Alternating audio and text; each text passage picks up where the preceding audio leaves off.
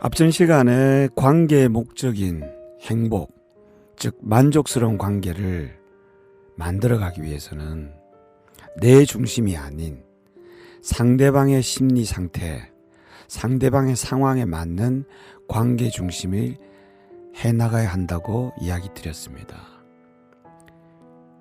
이러한 것을 우리는 페이스 리딩이다 그럽니다. 즉 상대방을 맞추고 끌어간다. 근데 이렇게 페이스 리딩, 즉 상대방에 초점을 두고 하려면 첫 번째 알아야 할 것이 있습니다. 그것이 뭐냐? 자, 여러분들 친한 사람 부탁 잘 들어줍니까? 친하지 않은 사람 부탁 잘 들어줍니까? 아마 친한 사람 부탁 당연히 잘 들어줄 겁니다. 그러면 왜 친한 사람 부탁을 왜 잘 들어주겠습니까? 그 이유는 친하기 때문에 그렇습니다. 어떻게 보면 참 우스운 답변 같지만 우리는 모든 관계에서 상대방과 친해지면 됩니다. 친구 관계도 친해지면 되고 직장 동료 관계도 친해지면 되고 가족 관계도 친해지면 되고 부모 자식 간에도 친해지면 되고 배우자하고도 친해지면 되는데 문제는 친하지 않다는 것입니다. 그래서 행복이라는 관계의 목적을 만들어 갈 수가 없게 됩니다. 우리는 많은 착각 속에서 우리는 살아갑니다. 결혼을 하였다고 친해질 것이다. 부모 자식 간이라고 친해질 것이다. 오랫동안 함께 직장을 생활을 했다고 친해질 것이다. 여러분, 친하다는 것이 이처럼 양적인 만남이고 인위적인 관계의 형성으로 친해질 거라면 결혼한 모든 부부들은 친해져야만 하고 가정을 이루고 있는 구성원들은 다 행복해야만 하고 직장을 오래 다니면 다닐수록 더 돈독해져야만 하는데 실상은 그렇지가 않습니다. 오랫동안 사귀었던 연애를 결혼이라는 골인을 하였지만 새로운 관계를 부부관계를 만들었지만 행복은커녕 불행이 어느새 곁에 함께하게 되고 부모 자식 간이라는 천륜이라는 인연을 가지고 있지만 친하기는커녕 가장 거리가 먼 관계가 되어버리는 경우도 있습니다. 이처럼 우리는 인위적으로 만든 혹은 자연적으로 만든 관계만 형성이 되면 다 친해질 거라고 착각하면서 살아갑니다. 관계는 관계를 만들었다고 친해지는 것이 아니라 행복으로 가는 것이 아니라 관계는 노력을 통해서 만들어가는 겁니다. 그래서 이리 친하게 하는 노력이 바로 대인관계 스킬입니다.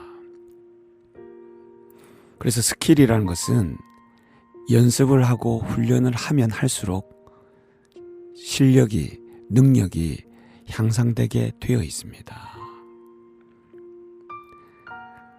이런 대인관계 스킬을 하기 전에 기본적으로 근본적으로 알아야 될 항목이 있습니다.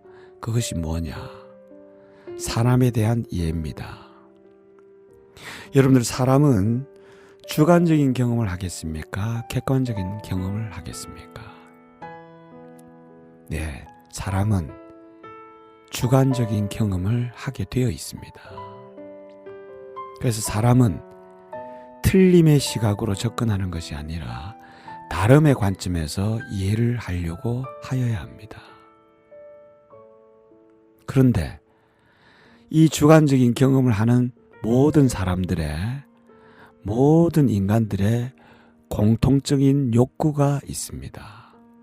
그 욕구가 뭐냐? 바로 자기의 주관적인 상황을, 자기의 현재의 심리적 상태를 다른 사람으로부터 존중받고 이해받고 싶어 합니다. 여러분, 살인을 저질렀던 살인자조차도 자기가 살인을 저지를 수밖에 없던 상황을 이해받고 싶어 합니다. 그래서 사형을 기다리고 있지만 가족들의 말도 듣지 않고 친구들의 말도 듣지 않고 부모 형제의 말도 어떤 누구의 부탁도 어떤 누구의 권유도 다 뿌리쳤던 사형수가 어느 날 신부님의, 목사님의, 스님의 이야기를 듣곤 종교의 귀의를 하곤 죽음을 맞이하는 경우도 있습니다. 왜 그렇겠습니까? 그 신부님이나 목사님이나 스님이 이 사람의 상황을, 이 사람이 죄를 지을 수밖에 없던 상황을 뭘 해준 겁니까? 이해를 해준 겁니다. 그렇다고 죄를 사해 준 건 아니죠. 그래서 우리가 알고 있는 말 중에 죄는 미워하되 사람은 미워하지 마라 라는 말이 있습니다. 이처럼 사람은 어떤 경우에서도 자기의 상황을, 자기가 처해진 심리적 상태를 다른 사람으로부터 존중받고 이해받고 싶은 욕구가 있습니다. 이것은 꼭 기억해야 됩니다. 여러분과 같이 관계하는 여러분 자녀가, 여러분 동료가, 여러분 배우자가, 여러분 친구가, 여러분 상사가, 혹은 여러분들 후배가, 어떤 누구도, 심지어는 식당에 일하시는 아주머니든 택시를 모시는 택시기사분이든 모든 사람은 자기가 처해진 상황이나 환경은 다를지 모르겠지만 다른 사람으로부터 자기의 현 상황을 존중받고 이해받고 싶어 합니다.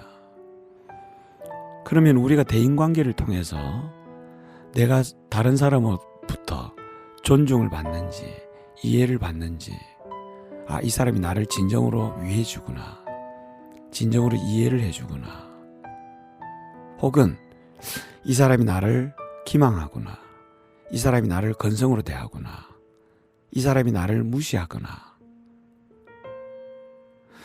대인관계를 통해서 어떻게 이렇게 느낄 수 있겠습니까?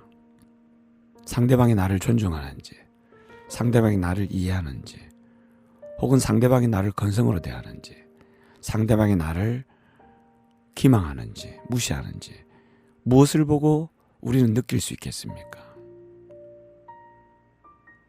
아마 여러분들은 대부분 어떤 분들은 행동이나 말 이렇게 이야기하실 겁니다. 혹은 태도라고도 이야기하실 겁니다. 네, 맞는 말씀입니다. 하지만 좀 더 구체적으로 설명을 드리겠습니다. 행동을 구체적으로 심리학적으로 분석을 하자면 표정을 보면 알 수 있습니다. 눈빛을 보면 알 수 있습니다. 자세를 보면 알 수 있습니다. 상대방의 움직임을 보면 알 수 있습니다. 또 말투라는 게 있습니다.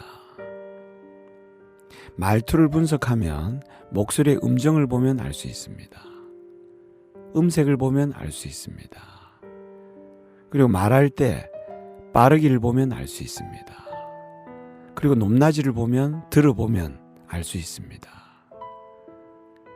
그리고 마지막으로 말의 내용이라는 것이 있습니다. 이 말의 내용이 뭐냐? 제가 지금 강의를 하듯이 어떤 단어를 조합해서 문장으로 표현하는가? 이것을 말의 내용이라고 이야기합니다. 우리들이 쓰는 표정, 눈빛, 자세, 목소리의 음정, 음색, 빠르기, 높낮이, 그리고 말의 내용, 이 모든 것들을 통틀어서 뭐라고 하느냐? 의사소통이라고 합니다. 즉, 우리가 의사소통을 한다고 할 때는 말의 내용만 가지고 하는 것이 아니고 우리들의 표정, 눈빛, 자세, 목소리의 음정, 음색, 빠르기, 높낮이, 그리고 말의 내용을 모두 함께 사용하는 것이 바로 대인관계에 있어서의 의사소통입니다. 의사소통을 두 자로 줄이게 된다면 그것을 대화라고 합니다. 자, 앞으로 여러분들은 다른 사람과 대화를 한다고 할 때 말의 내용만 가지고 하는 것이 아니라 내가 말할 때의 표정이나 눈빛이나 목소리의 음정이나 음색이나 그리고 내가 하는 말, 이 모든 것들을 다 사용해서 하는 것이 대화라는 것을 꼭 기억하시고, 이러한 부분을 통해서 사람은 자신의 욕구인, 기본적 욕구인 존중받고 이해받고 싶은 마음을 주고받는 것이 바로 관계의 대화입니다. 다시 한번 말씀드리지만 모든 사람은 객관적인 경험을 하는 것이 아니라 자기만의 주관적인 경험을 합니다. 하지만 어떤 누구도, 이 세상의 어떤 누구도 자기의 이 주관적인 심리적 상태를, 주관적인 상황을 다른 사람으로부터 존중받고 이해받고 싶어 하고 있다는 것을 꼭 기억하시길 바라겠습니다. 감사합니다.